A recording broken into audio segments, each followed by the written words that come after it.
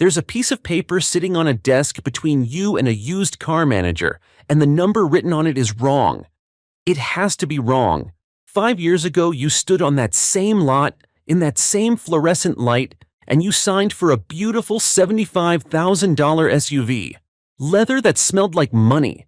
A badge on the hood that meant something, and now the man across the desk slides that paper toward you, taps it twice with his pen, and the number says 26,000. You read it again.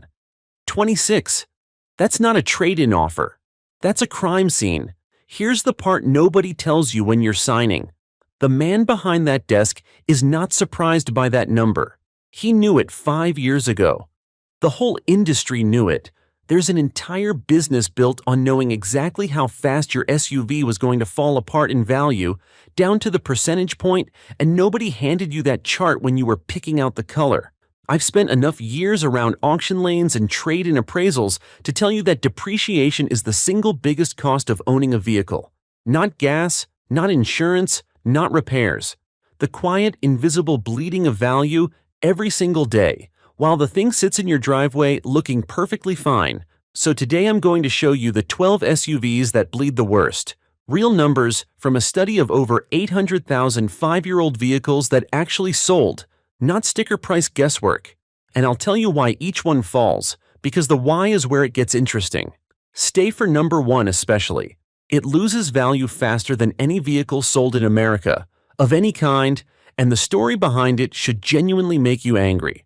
Before we start counting, let me show you what's really going on, because you need one number to make sense of all the others. The average vehicle in America loses about 45.5% of its value in the first 5 years. Call it half, roughly. That's normal. That's the water level. SUVs as a group do a little worse, right around 49%, because as they get bigger, they get thirstier and pricier, and the used market gets pickier. Now hold that against the honest end of the scale. A Toyota RAV4 loses about 31% in 5 years. A Toyota 4Runner, 31%. A Jeep Wrangler, 34%. Those are the good students. Every SUV on today's list loses 60% or more. Some of them lose it in dollar amounts that would buy you an entire second car. The used market is brutally honest. It doesn't care about the badge, the marketing, or the leather. It prices in reliability, running costs, and trust, and nothing else. Watch what it punishes. Every time. Number 12. The Nissan Armada. 60% gone in 5 years, which works out to just under $34,000 evaporating from your wallet. And here's the frustrating part. The bones of this thing are genuinely good.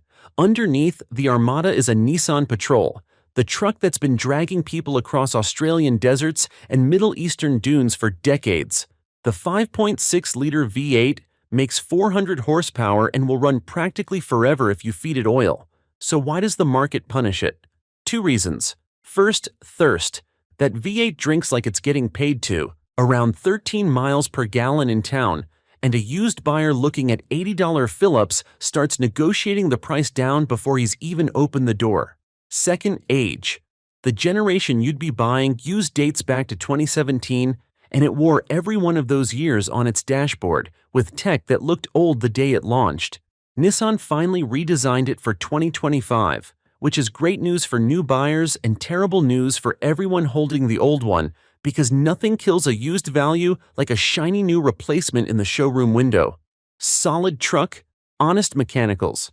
And the market still took 60%, because thirsty and dated is a combination nobody pays retail for. Remember that RAV4 losing 31%. The Armada loses nearly double, and it's one of the better stories on this list. Number 11. The Lincoln Navigator L. This one loses 60.3%, but forget the percentage for a second and look at the dollars, because the dollars are horrifying. $62,000 of value? Gone. That's not depreciation, that's a college fund. The Navigator L is a genuinely lovely place to sit. Big twin-turbo V6 making 450 horsepower. An interior Lincoln clearly poured its heart into, seats that feel like furniture. And none of that matters, because the used luxury market has one iron rule. Nobody pays the prestige premium twice. When that Navigator was new, a big slice of its 100 grand sticker wasn't metal or leather. It was the experience of buying new luxury, the dealership espresso, the badge, the being first. A used buyer gets none of that, so he refuses to pay for it, and the price falls until it hits what the actual hardware is worth. Add in the fuel bills of a 3-ton luxury barge, and the fact that big American luxury SUVs get redesigned and reteched on a fast cycle, making a 5-year-old one feel 2 generations old, and you get a vehicle that sheds value like a dog sheds in July. Beautiful truck, financial anvil. Number 10. The Tesla Model Y. Now this one is going to surprise some people because for a stretch there, this was the best-selling vehicle on the entire planet. Doesn't matter. 60.4% gone in 5 years, about $36,000. And the reason is something the car itself didn't do. The reason is pricing whiplash. Here's the mechanism, plain and simple. When Tesla wants to move new inventory, it cuts the sticker price. No negotiation, no incentives hidden in the fine print, just a public price cut, sometimes overnight, sometimes more than $10,000 inside a year. And every time that happens, every used Model Y in the country reprices instantly because no sane person pays more for a used one than a new one costs. Your used car's value is chained to the new car's price and somebody else holds the chain. Then pile on the rest. Rental fleets dumped tens of thousands of used Teslas onto the market at once, flooding supply. Battery tech and software move fast enough that a 5-year-old EV feels older than a 5-year-old gas car. And used buyers still price in battery anxiety, fair or not. Here's the thing about a battery pack. It's the single most expensive component in the vehicle. It degrades a little every year by its very chemistry, and nobody can tell you with a straight face exactly what it'll cost to deal with in year 9. Gas engines wear too, but 100 years of shade tree knowledge tells you what a tired one sounds like and what a rebuild runs. With a 5-year-old battery, the used buyer is guessing, and buyer's price guesses with a discount. The Model Y isn't a bad vehicle. It's a good vehicle standing in a bad neighborhood because electric vehicles as a class lose almost 59% of their value in 5 years, worst of any segment there is. The market has spoken on that loudly. Number 9. The Land Rover Discovery. 60.9%, roughly $36,500 into the fog. And with the Discovery, we arrive at a theme that's going to come up again before this list is over, so let's name it properly. The fear premium. When a used buyer looks at a 5-year-old Discovery, he's not just pricing the truck, he's pricing every repair story he's ever heard. The air suspension that sags in one corner, some cold morning and costs real money per corner to fix. The electronics that occasionally decide to have opinions. Land Rover has spent years camped at the wrong end of the reliability surveys. And whether any individual truck is fine or not, the market prices the reputation, not the truck. Out of warranty, a Discovery isn't a car, it's a subscription. There's a second knife in this one too. Land Rover brought back the Defender, and the Defender is the truck everybody actually wanted, with the looks and the character. The Discovery got left standing at the dance. Capable machine, genuinely clever off-road, seats 7, and worth barely a third of its sticker after 5 years because the market added up the risk and sent Land Rover the bill. Number 8. The Infiniti QX60. 61.5% gone, about $31,000. The QX60's problem is that the used market can see through sheet metal. Underneath the leather and the nicer grille, this is a Nissan Pathfinder wearing a tuxedo, and everybody shopping used knows it. That's problem 1, a badge that doesn't carry enough weight to hold a premium. Problem 2 is transmissions. The generation of QX60 hitting the used market spent years pushing a nearly 300 horsepower V6 through a continuously variable transmission, a CVT, and that particular pairing earned itself a reputation. Shudder, hesitation, and in the bad cases, replacement, and a CVT replacement is a bill that makes grown men sit down. Whether the odds of it happening to any one truck are high or low almost doesn't matter. The reputation exists. The used buyer knows it and he prices it in. And problem 3, the quiet killer. Discounts. Infinitis have historically been sold with heavy incentives, big money on the hood to move them off the lot. Feels great on day 1, but the used market keys off what people actually paid, not the sticker, so every discounted new sale drags every used value down with it. When a brand has to bribe people to buy its product new, the used market notices and it never forgets. Number 7. The Cadillac Escalade. The regular one loses 61%, about 53.5 grand. The stretched ESV does even worse, nearly 63%, $57,000. Say that slowly. $57,000 gone in 5 years on one vehicle. The Escalade is the king of a very particular kingdom, the lease kingdom, and that's exactly the problem. A huge share of Escalades never really belong to anyone. They're leased, driven for 3 years, and handed back, which means the used market gets flooded with off-lease trucks on a regular schedule, all at once, all competing with each other. Big supply, softer prices. Then there's the styling cycle. Cadillac reinvents the Escalade's look and cabin tech aggressively, giant curved screens, whole new faces, and every reinvention makes the previous one look like last year's phone. In the luxury business, that's the point. Yesterday's status symbol can't stay a status symbol, or nobody buys the new one. So the machine works exactly as designed. The new truck dazzles, the old truck dates, the value falls, and the next lease gets written. The 6.2-liter V8 under the hood is honest GM hardware that'll run a long time. The truck around it was built to be traded in. Number 6. The Audi Q7. 61.6%, around $37,000 down the drain, and the Q7 story is about complexity and what it costs once the warranty walks away. A 5-year-old Q7 is one of the most technically dense vehicles you can buy used. 48-volt electrical systems, turbocharging, available air suspension, screens layered on screens, sensors on sensors. When it all works, it's genuinely impressive engineering, smooth, quiet, quick. But a used buyer isn't pricing how it drives today. He's pricing what happens in year 6, year 7, year 8, when any one of those systems raises its hand. And at a German luxury shop, the hourly rate alone will water your eyes. There's an old rule that never misses. The cheapest part of a used German luxury car is the car. Everything after is where they get you. And it's not that German engineers can't build durable machines. They absolutely can. It's that a modern luxury flagship is engineered to be dazzling at year 1 and serviced by specialists forever after. Half the systems can't even be diagnosed without the factory computer, which means the independent shop down the street, the guy who'd fix your Tahoe for a fair price, waves you off toward the dealer, and the dealer's service menu is written accordingly. Dependence, priced by the hour. Stack on top of that the same off-lease flooding that drowns the Escalade, wave after wave of 3-year-old Q7s hitting the market on schedule, and you get a $70,000 vehicle that a careful buyer picks up at 5 years old for the price of a mid-trim Camry, and even then he pauses. That pause, right there, is 60% depreciation in human form. Number 5. The Land Rover Range Rover. The full one, the flagship. 62.9%, and here's the number that should stop you cold. Nearly $68,000 of value lost in 5 years.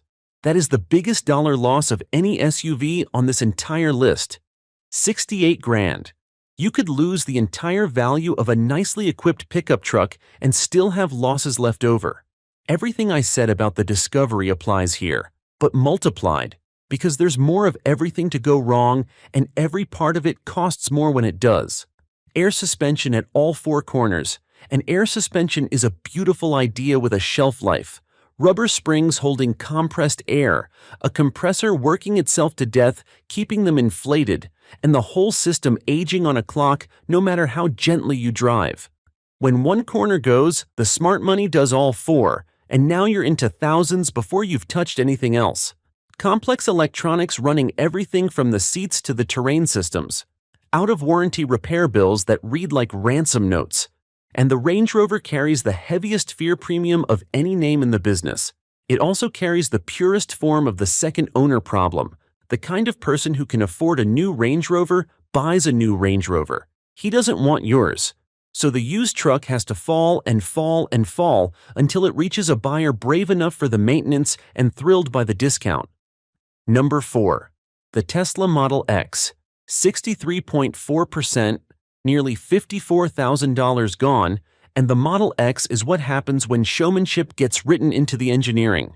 Everything dragging the Model Y down drags the Model X down harder. The new price cuts repricing every used one overnight, the fleet dumping, the fast-aging tech. But the X adds its own signature problem, and it's mounted right on the sides, the falcon wing doors. Rear doors that open upward like something off a movie set, with hinges, motors, and a nest of sensors so they don't fold themselves into your garage ceiling. Fantastic in the showroom. Fantastic at your kid's school pickup line once. But a used buyer looks at those doors and sees exactly what any mechanic sees. Complexity that exists for theater, not function, and a repair bill with wings. A sliding minivan door does the same job with a fraction of the parts, and that's precisely why nobody claps when it opens. The market did the math on applause versus risk, and the answer was a 63% haircut on a vehicle that commonly stickered over $100,000. Number 3. The Maserati Levante, 63.7% and just about $65,000 torched.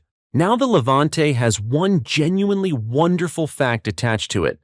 In the hotter trims, the twin-turbo V6 under the hood was assembled by Ferrari in Maranello. That's real. That's a used SUV with a Ferrari-built heart, and it sounds every bit as good as that suggests. So why is it here at number 3? Because everything around that engine is the problem. The Levante rides on the bones of the Ghibli sedan, a platform that never quite matched the price tag. The dealer network is thin enough that in half the country, a routine service means a road trip. Parts cost exotic car money because that's what they are. Reliability never built a reputation worth leaning on. And then Maserati ended production entirely. And an orphaned exotic is the loneliest thing on a used lot, because the buyer knows support only gets thinner from here. When it was new, the badge and the noise carried the price. 5 years on, the used market strips all that romance off and weighs what's left, and what's left is a fast, gorgeous, fragile machine that costs a fortune to keep. $65,000 of romance gone at the weigh-in. Number 2. The Infiniti QX80, 65% gone, $53,500. And here's what makes the QX80 fascinating. Mechanically, it's the same story as the Armada back at number 12. Same patrol bones, same bulletproof 5.6 V8, same go-forever hardware. The Armada lost 60%. The QX80 loses 65%. So what's the extra 5 points? The chrome. The QX80 asked luxury money, $20,000–$30,000 more than the Armada, for what the used market correctly identified as the same truck in a nicer suit, and the suit itself was going out of style. The generation you'd buy used ran for over a decade with only light touch-ups, so a 5-year-old one wasn't just competing with a 5-year-old Escalade, it was competing while wearing tech and a cabin that felt 10 years older than its birthday. And Infiniti moved them the same way it moved QX60s, with heavy discounts on the hood, which as you now know means the used values were being sawed off at the ankles before the trucks even left the lot. So the durable, honest hardware underneath couldn't save it. The market paid for the truck and refused flatly to pay for the badge. 5 years and 2/3 of the money is smoke. And now number 1. The Jaguar I-PACE. Are you sitting down? 72.2%. In 5 years, this Jaguar loses just about $52,000. And that percentage isn't just the worst of any SUV, it's the worst of any vehicle sold in America. Period. Full stop. A $70,000 luxury SUV worth roughly the price of a used Corolla before the second registration sticker fades. How does that happen? Everything on this list happening to one vehicle at once. It's an EV, the worst depreciating class of vehicle there is. It's a luxury EV. Worse, it's a Jaguar luxury EV. And Jaguar's reliability reputation was shaky back when its cars still had spark plugs. The I-PACE was Jaguar's first electric car, rushed proudly to market in 2018, and it aged the way first attempts age. Software gremlins, electrical trouble, range that fell behind the pack almost immediately. And then it got worse. The battery pack started having thermal problems. Real ones. Recall after recall for fire risk, owners told to park outside, away from buildings, to cap their charging and give up range they'd paid for. It got bad enough that for a chunk of the early cars, the fix wasn't a fix at all. The manufacturer bought them back. And then Jaguar discontinued the whole thing while it reinvents itself. Now here's the part that actually matters, and I want you to sit with it, because once you see it, you can't unsee it. Nothing on this list is an accident, and almost nobody in the industry is upset about it. Depreciation isn't a flaw in the system. For a lot of the business, it is the system. Think about who touches the money as one of these SUVs falls. The leasing arm loves it because leasing is literally the business of selling you depreciation in monthly installments, and the faster the styling cycle spins, the sooner you're back at the desk signing again. The dealer loves it because the same truck gets sold twice, 3 times, with a margin every trip through, and a trade-in appraised low is inventory bought cheap. The luxury marketing machine depends on it because the whole trick of a status symbol is that it has to stop being one. If a 5-year-old Escalade still felt current, who'd sign for the new one? And here's the plain truth underneath all of it. There's no money in selling you an SUV that holds its value, keeps its looks, and stays out of the shop for 15 years. There's a great deal of money in the cycle. New, lease, trade, repeat, and in the fear that keeps you from stepping off the carousel. Nobody sat in a room twirling a mustache. It's quieter than that. It's just commercial gravity. 1,000 small decisions that all point the same direction, and the direction is your wallet. And notice who never got that memo. The boring, honest machines. The 4Runner, the RAV4, the Wrangler. The trucks built to be understood and kept. The market rewards them for it year after year, and the industry makes its thinnest margins on exactly those trucks. That's not a coincidence. That's the whole story in one sentence. Because here's what I actually believe underneath all the numbers. The used market is the most honest mechanic in the world. It has no marketing budget, no showroom lighting, no badge loyalty, and it cannot be charmed. It takes every SUV ever built, weighs the engineering against the promises, and posts the results in public, in dollars, where anyone can read them. When a vehicle holds its value, that's millions of ordinary people quietly agreeing the thing was built right. When a vehicle loses 70%, that's the same crowd rendering the opposite verdict, no matter what the ad said. There's something almost comforting in that. All the noise, all the launch events and the leather and the light shows, and in the end the truth still surfaces 5 years later on a piece of paper slid across a desk. Good engineering gets found out. So does bad. Always has. So here's what I want you to take away from all this. If you're buying new and you plan to sell within 5 or 6 years, the list you just heard is a minefield map, and the pattern is more useful than any single name on it. 5 warning signs and they stack. A luxury badge because the prestige premium dies with the first owner. Heavy complexity, air suspension, novelty doors, screens on screens, because the used buyer prices the year 7 repair bill, not the test drive. Big discounts on new ones because every incentive today is subtracted from your trade-in tomorrow. An aging design with a replacement on the way because nothing devalues the old like the arrival of the new. And for now, full electric because until new vehicle pricing settles down, used EV values are chained to decisions you don't control. Any one of these costs you. The trucks that stack 3 or 4 of them are the ones we just counted down. But flip the whole thing over because there's a gift hiding in this list. Depreciation is only a tragedy for the first owner. For the second owner, it's the biggest discount in the car business. A 5-year-old QX80 is a 100,000-mile tested patrol drivetrain at 2/3 off. That's not a trap. That's a bargain. If you walk in with your eyes open, a good independent mechanic, and a repair fund. The rule is simple. Never buy used luxury unless you can afford to fix used luxury. Do that, and this whole list flips from a warning into a shopping guide. And picture yourself a year from now, standing on a lot while a salesman leans on some gorgeous depreciating monument, and you already know before he opens his mouth exactly what that truck will be worth in 5 years. He can't sell you the sizzle anymore. You've seen the chart. That feeling right there is worth more than anything on his lot. So now I want to hear your side of it because I know some of you have lived this list. Tell me in the comments. What's the worst depreciation hit you've ever taken? The truck you bought new, loved, babied, and then watched the trade-in offer land like a slap. Name the vehicle, name the number, and tell me where you are, because these stories play out differently in Texas than they do in Maine.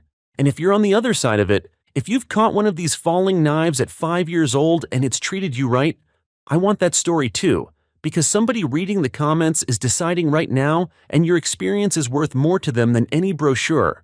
I read every single one of these, and I mean that. Half the ideas for these videos come straight out of that comment section, and the other half come from arguments in it. While you're down there, subscribe if you haven't, because next time we're flipping this exact coin over. The SUVs that refuse to die, the ones that sail past 300,000 miles with the original drivetrain, and there's one truck on that list, a plain, unglamorous thing nobody brags about at a barbecue that outlasts machines costing 4 times as much, and I'll show you the one engineering decision that makes it possible. You don't want to miss that one. Until then, keep your eyes on the numbers and not the badge, because the badge is what they sell you, and the numbers are what you keep. See you in the next one.